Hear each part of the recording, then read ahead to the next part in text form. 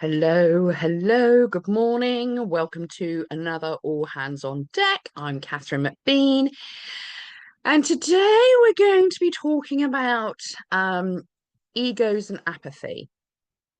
And the reason I'm bringing this up is because I said from the word go in 2020, 2021, when I started helping to create some initiatives, that we need to be mindful of egos and apathy, and very much our own. I'm not just pointing the finger at other people, very much our own, because we're coming from a world, ideally, we're leaving a world where things like profit and status and ego and um, financial positioning and power positioning are going to become a thing of the past. They're not something I think that most people are going to want to aspire to. We understand there is a better way. There's more important things like, I know, health and happiness to be a priority over these statuses that have had so much significance in, if you like, the 3D world. I'm going to call it that for the sake of it, just because it's a little bit easier. Now, I understand very, very much, and I've talked about this previously, that different people are at different stages of their awakening. Obviously, there's far too many still in the UK who are completely oblivious to anything. But there are people waking up, and there have been a number of people waking up, well, since before 2020, but that was certainly a key bomb point for some mass awakening. And it's happening still. People are still waking up, but they're at various stages. So some of what I say right now, depending on where you are, and that's no criticism, it is just what it is, might understand what I'm saying. Some might not be so sure, but kind of bear with me, because it's actually far more important. And I think these are conversations we need to be having now, far more important than people recognize. Now, I'm going to call it, and I don't really like the term, but for ease of, again, everyone's kind of comprehension of the situation, let's call it the freedom movement, who are allegedly full of awakening souls. And again, a number of different people are at a number of different stages. There's those within the movement that still very much believe in the political system. I personally see it as part of a means to an end, solution wise, because I don't think we're going to be able to sidestep it. I would love it if we could, but there's just not enough people waking up quickly enough. So we need to work within the realms of what they recognize to reach them. And I've stated before, I do think we are going to need some sort of centralized government to help push through a transition where we are seeking justice, we are seeking answers, we are seeking full transparency, but also then to help build the new and start decentralizing the power structures back to the people, back to the local communities. So, and I think there needs to be a transitionary government in order to do that. But then I do believe that a central government should just become more of an administrative purposes, maybe there to deal with other countries, work alongside any kind of defense systems that we have, because even in the world of complete joy and wonder that we're all heading towards this golden age, there's always going to be some that want to work for the dark side. There's always going to be some of that. It's never going to go away fully, I don't think. So we need to recognize that there is still going to be some form of centralization, but the ideal is to push 99% of everything into a decentralized form. Now, the people who don't see that yet, I don't consider to necessarily be more awakened. I think they're very much in the early stages. And again, none of this is there to criticize. But the people I want to speak about today are the people who have been awake since 2020 or before. The ones that did figure out quite quickly where there was issues and understood that what we've been told was all complete nonsense. Now, initially last week, when I said I was going to talk about this, I was going to come out guns blazing, quite honestly. And I'll explain why I was going to come out guns blazing. But after some personal situations this weekend and time to reflect and, for me, lean into God, I realized that where would that be coming from? What energy am I doing that with? And the chances are there's an element of spite in there, maybe, or anger or frustration. And actually, having had time to reflect, do I want to come with that? No. Do I want to let people know where there might be some concerns? Yes. But at the same time, I'm only going to talk about people who've personally impacted me, and it's more of a warning than a to be spiteful, because I think we've all got to recognize that we all have to work on our own personal growth here. And when I say that, I'm not talking about your career. I'm not talking about making more money. I'm not talking about that. I'm talking about us as human beings in our core. What do we want our soul to look like? What do we want our heart to be like? I get things wrong. I get things wrong all the time, but I do take time every day to sit back in peace and quiet and reflect on the day or anything that's happened recently that might have niggled me or might have got to me a little bit, and then start to look at, hey, hang on, how can I handle that better? How can I deal with that better? It's like the old adage of you get a stroppy email and you want to immediately respond stroppily back, but actually take some time out, maybe type it up, don't send it, think about it for a bit. Do you want to go in with that energy? Because what we put out there is what comes back to us. I do genuinely believe that on a personal level. And I think it is a time for us to reflect on the egos or the apathy within the freedom movement. And the reason I'm saying this now is because we are getting close to that make or break time. And I think it's important that we all recognize that there are some major issues within the movement, in terms of those who would like to lead or those that would like to have their voice heard the loudest, but actually, where are they coming from? What energy are doing? What is their driving factor? Is it to help the people of this country, or is it to line their own pockets or bloat, their own ego? Who's working in the style of a vanity project over trying to get something good for the people of the UK into place? So, in terms of my own personal experiences, I'll just give you a couple of examples. Um, I won't mention her name. I think it'll probably be very, very obvious, but this is some of the stuff that I've come up against since probably 2021, in fairness. Not really too much happened in 2020. It was when I started trying to build things that the attack dogs came out. So I had all the flipping DMs of, the threats and all the rest of it, some randoms made up accounts on social media. But I've had that before. It didn't really penetrate, quite honestly. And then you've got the kind of the mutton crew, 77th, whatever you want to call them, bunch of wasters. They don't really have any impact on my life whatsoever, quite honestly. In fact, sometimes I see what they write about me and I actually laugh because it's quite amusing. So you guys crack on. Yeah, you crack on. What the actual problem for me is people who are allegedly within the movement who claim to be here for the good of all, and actually it would turn out they're absolutely not. So, for example, I had a lady back, I was doing some work with her a few years back, trying to help. This is before PHA and just before. And it's a well recognized doctor, female doctor in the UK, based in the UK, who effectively tried to blackmail me. Down to wanting me to sign NDAs, wanting me to hand over all my my notes, all my workbooks, and tried to blackmail me. And that person's still around today. And I've kept my mouth shut this whole time because that person is actually connected to people who are doing good work, who do want good things. And what I don't want to do is trash them by association. You can probably figure out who I'm on about, and that's fine. But not all is as shiny and bright and glorious as she would like people to think. I've still got the emails. I will be keeping them forever in case I need to pull them out the bag one day. But yeah, blackmail attempt was made and I didn't fold. I point blank refused to fold.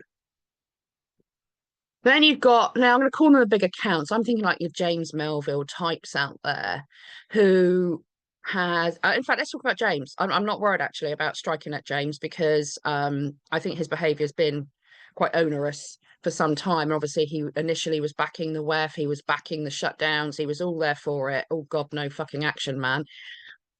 And then he's, transmuted over to the other side. And what I've found with the likes of James Melville is there is no unique idea. They have not got the capacity to come up with anything unique themselves. Great marketeers, great at what they do in terms of their comms online, but they don't have the capacity to think of unique ideas. Now, that's fine because we're all different. Everyone's different. Everyone's got a different role to play. Everyone's got different skills and attributes. There's loads of things I'm crap at. But what I did not appreciate, and it wasn't just me it was happening to, it was friends of mine as well, ideas were betrayal. He was nicking ideas. He was taking other people's ideas and then dressing them up as his own. Now, the trouble, and he's not the only one. I've seen others do it as well. And they've got these big accounts. The ego's through the fucking roof. Excuse my French, but it's really an issue. The ego's through the roof. And the reason you know the ego is through the roof is because when it comes to them actually implementing anything, they have no idea where to go with it. They have zero idea how to follow up on their initial launch. And the reason of this is because they're not as knowledgeable as they'd like you to think. They're not as aware as they'd like you to think. They don't actually understand the concept of building the new or taking down the old. So they steal other people's ideas and they get the traction of it because they've got the numbers and they're very good marketeers. Ask them to back it up with anything and they've got nothing, which means those that do have the unique ideas or certainly have got some legwork on it, they get pushed into the background and they get ignored. And I have seen this happen 4 times to me, let alone to other people. And it wasn't just James, there were others as well, but James certainly played his role. And they're part of this clique. You know, again, what we're seeing is just a representation of what the other side are doing, but on our side. It's the, we're part of a club, you're not part of it mentality, which actually is so wrong. This should be about we the people, and that comes from the grassroots. That doesn't come from people who've got big accounts, bunches of money, and who are just playing. They're just playing. And unfortunately, that doesn't actually gain the country anything. That gains the country nothing. But it's a vanity project. That's fundamentally what it is. It's a vanity project. And the same thing happened to big drop here, happened to me at PHA. In fairness, it was my concept. It was my idea. Me and 2 other ladies did huge amounts of the legwork very early on. And then other amazing volunteers came in and helped to move it forward. And none of it would have happened without them. There's no getting away from it. A concept's a great thing, but unless you've got the power of the people behind it, it's not going to go anywhere.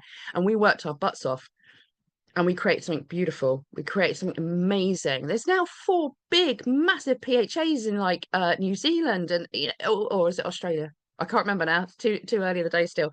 But there's loads that's been going on across the world, which is absolutely fantastic. But it got to a stage where a number of people in the project team were kind of working from a different energy from me, a different ethos, and certain things started to become vanity projects. And it got to a point where I was like, hang on a minute, I've got to raise my arm up here, guys, and say I'm not happy with this. I'm not okay with this. Can we talk about it?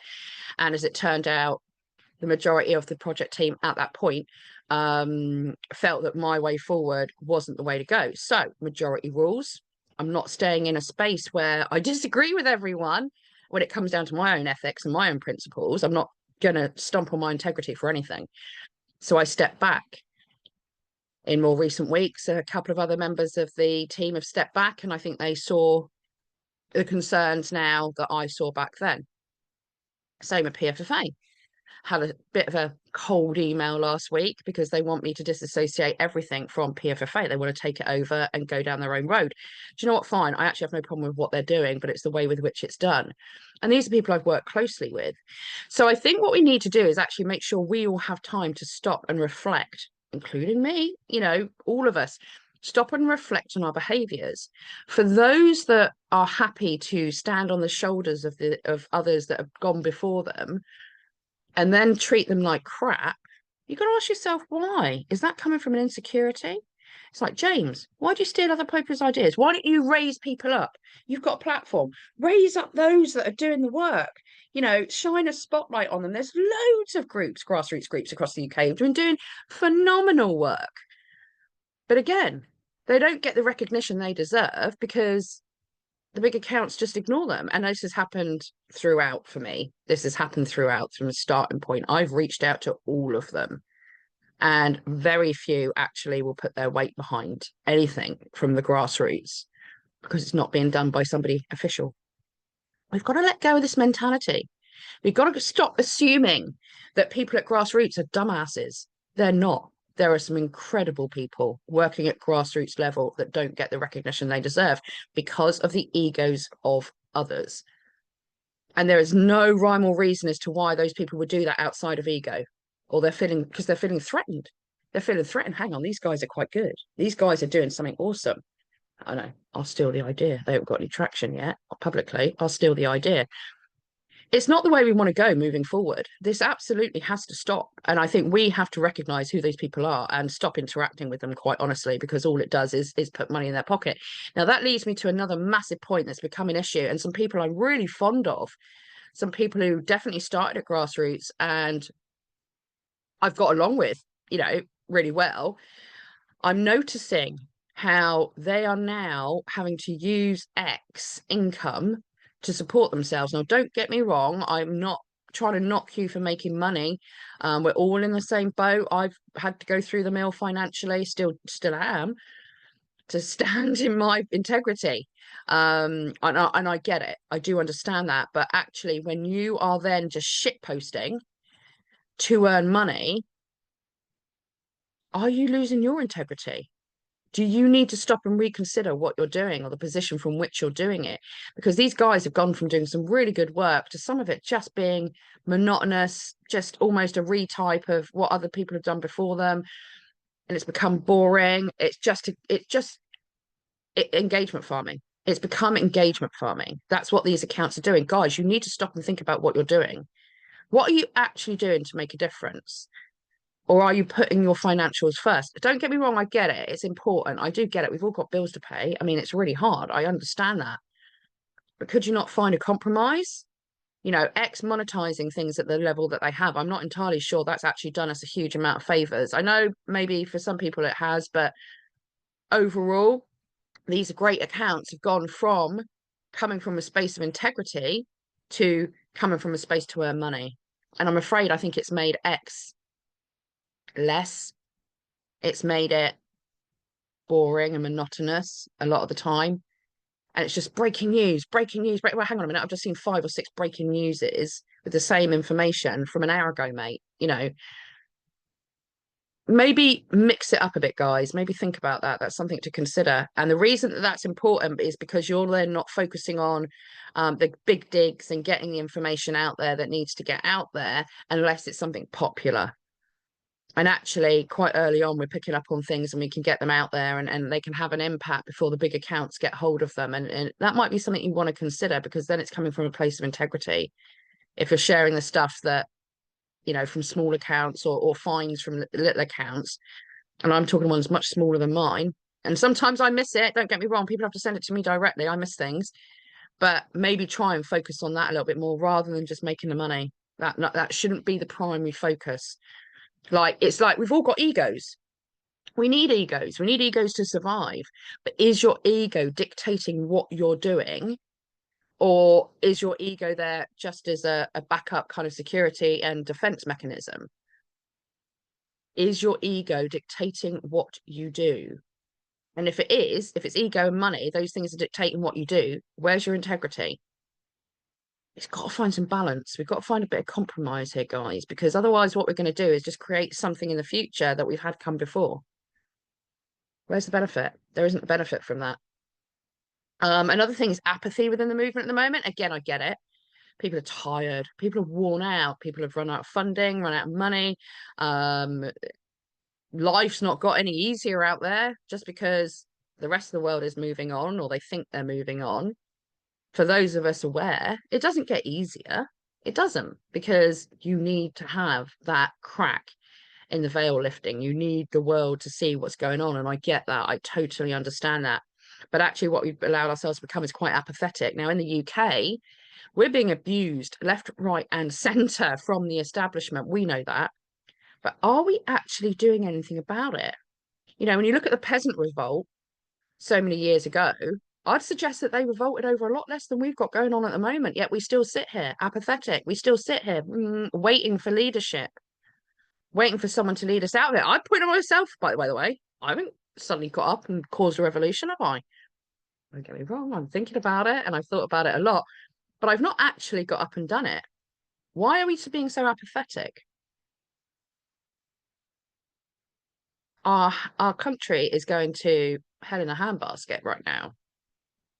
Got children being raped, guys, up and down the countryside. And those doing it have names. Police don't seem to want to do anything. The judiciary don't seem to want to do anything. The government sure as heck aren't doing anything. No one's doing anything, including us. That's something to think about. We become tired. They want us tired. They want us worn down. They want us clinging on to life, sanity, finances by our fingernails. That's what they want. Do we let them win on that one? I'd say no, we don't. What are we waiting for? I'd be really interested to hear in the comments what you guys are waiting for. For me, I think it's a numbers game. I think that's what's been holding me back. In the UK, we're really poor. We're really poor. I'm really worried about the future sometimes when I think about the people we're surrounded by. No, they're not lovely. Most of them are absolutely lovely. But their ability to think logically and showing any discernment as time goes on is looking more and more dire. Maybe that's a conversation for another day. But right now, we've got a lot of apathy in the UK. What we've also got is a number of people across the country who I've noticed they've spat at me quite often. They worry about the small details. Now, don't get me wrong, there will come a time when we will have to have the conversations about these things. But I got attacked by some dude this weekend because I mentioned that people like Dr. Dave Cartland and Matt Letitia, they're being called grifters, when in fact they've just got to earn a living. They've just gone out there and they're doing their thing, and they're not doing anything I think that's untoward at all. Far from it, in fact. And he had a bash at me that, well, they're pushing the virus argument. Well, some people think there was a virus, and some people think it was another form of a bioweapon, and some people think something else. Some people think that nothing happened and it was just the jabs that were the issue. But the point being, there's no set decision on the truth of that. We've not seen anything that 100% tells us the truth on that. So why are we arguing about that? What we need to do is look at what we do have in common, not what we don't have in common. We need to look at the areas where we all align. Now, for me, sure as heck, I'm pretty convinced that most of us would be against child abuse and rape and trafficking. Why can't we focus around that, guys? Why can't we focus around that? I think the majority of us are not happy with the government spaffing money away, our money away, left, right, and centre, sending it off to foreign countries or housing foreign people. It's not going to the people of the UK. I can bet my bottom dollar that the majority of us are not happy with the incoming council tax hikes. Awake or asleep. We need to find the elements that we can unite around rather than bitching and moaning about the small things. Now, I know I've sat here and said, hang on, ego, apathy, people shit posting, others in the movement stabbing other people in the back and all the rest of it. That we need to be aware of those things. We need to be aware of those things. But those people you need to just put to aside. That's my point. You need to just put them aside. We need to focus in on the grassroots. We the people, we the ones who are having to struggle every day to feed our kids, keep a roof over their heads, having to go out into society and try and function normally when you're looking into a 3D world from a more 5D, 4D position. That's quite hard to do. You know, these are the things that the grassroots are facing every day. And the trouble we've got is we don't really have any real leadership within the movement. There's been people come and go, there's people still out there, but no one's really, well, there's nobody that everyone's aligned behind. No one.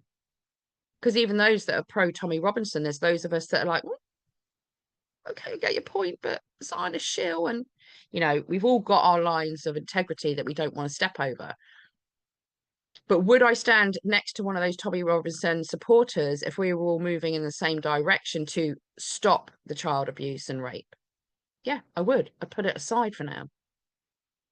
Long term, no.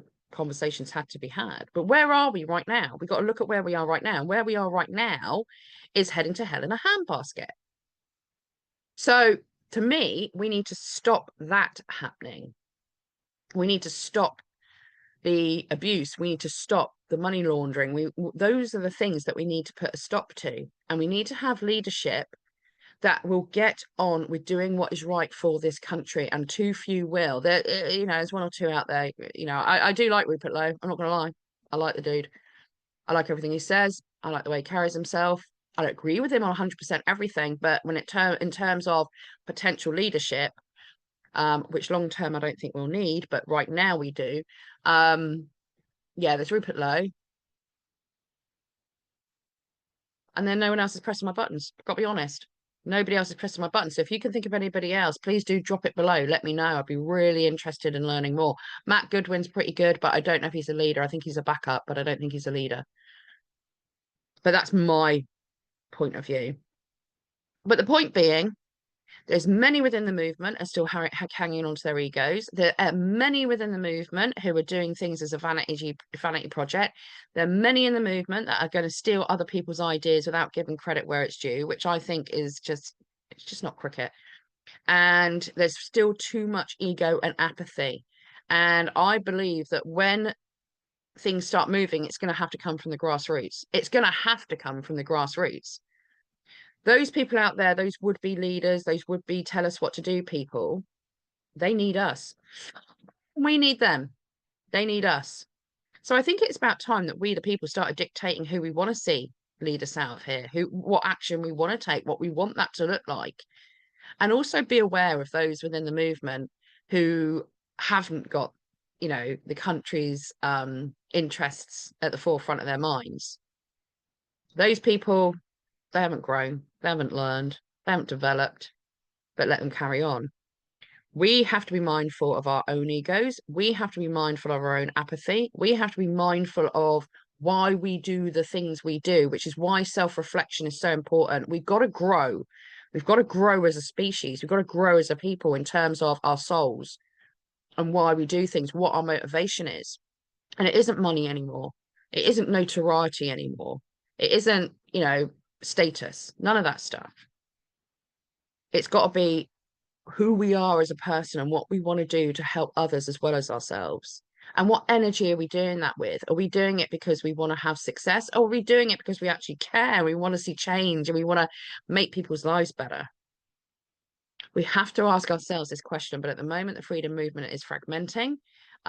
It's kind of falling apart at the seams. I don't know that's necessarily a bad thing. I'm not saying that's a bad thing. I think when the veil lifts, it lifts on everything. It just doesn't lift on the bad guys as we recognize them to be, whilst that's incredibly important. It doesn't just lift on in a spiritual awakening position. So more people are understanding actually there's more to this than just crap people in the world. The veil lifts on us all. And we are going to have to stop and look at ourselves if we haven't already and actually reflect on who we are and why we say the things we do. And, that was like me last week, a bit pissed off, a bit angry and frustrated with a couple of things. Almost had a knee-jerk response, caught myself, took some time out, reflected, and I'm able to communicate this to you now without dumping people in it for the sake of dumping people in it. Am I doing it for a place of anger and frustration? No, I'm doing it from a place of warning. I'm waving a little flag going, I think we need to be mindful of this, guys. And the best way for us to do that is to check in with ourselves, get ourselves right.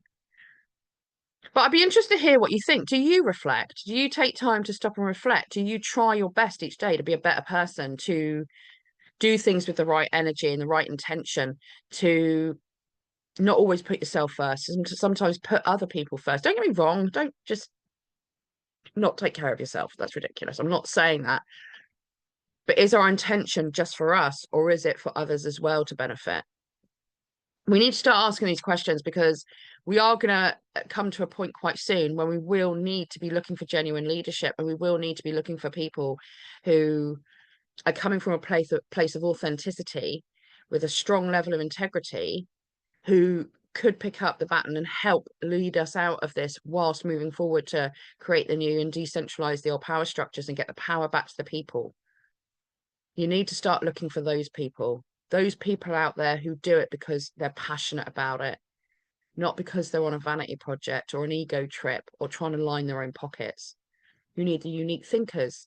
You don't need the people who can just regurgitate what somebody else has done. You need those that can think for themselves and come up with unique ideas. And those are the people that we should be championing. Those are the people we should be raising up. Those are the ones that we want to say, hey guys, everyone look at this person. They've got some brilliant ideas. They've got some great thoughts. They're doing it with lovely energy. I like what they're saying. How can we help them action it? Anyway, I just want to put that out there. It's been on my mind. I think that the movement is crashing and tumbling. I kind of think it has to. But we do need to see what comes out of the ashes. And we do need to keep an eye on that. And we do need to understand, okay, they've got a massive following, but are they actually understanding what needs to be done here? Or are they copying someone else? Or, I mean, look at Rupert Lowe. You could say to some degree he's copying what Trump has said, but he's absolutely coming from I genuinely think the bloke's coming from a place of genuine passion for his country. I do. I really do. And we need people like that. And I think Rupert is putting that above his own notoriety, above his own success, above his own financial income, above everything else. I think that's what he's doing. Whereas there's other would-be leaders that I see out there that I can't say the same thing about. I can't, not at this stage. I don't see them that way. But those are the people we need to find. Rupert can't single-handedly do this on his own. He needs backup. And whilst I'm no lover of reform, I'm not a hater of reform either. I do think I'm left wanting with them at the moment. Rupert's the one that I would suggest looking good. Anyway, let me know what you think below. Let me know if you do self-reflection. Let me know if you think you've grown and developed and almost ascended slightly in your way of thinking, of your way of acting, and how you treat others. I think that's something we all need to be thinking about, because if we want to move into a golden age, we've got to change that. Got to change our priorities. We've got to shift that way of thinking. We've got to make sure that we reflect. And if everybody's self-reflected and everybody up their game in terms of how they treat others, how they approach things, what their integrity is, what their motivation is, if everyone does that, the country instantly gets better. Instantly gets better, because we drop all the baggage, we drop all the negativity, we drop all the bullshit. So yeah, let me know. Have a good week. God bless. And yeah, let's catch up again soon. There's a lot to be said, and we're getting to a really interesting stage in this. So hang tight. It's all going to be good. And I'll speak to you soon. God bless.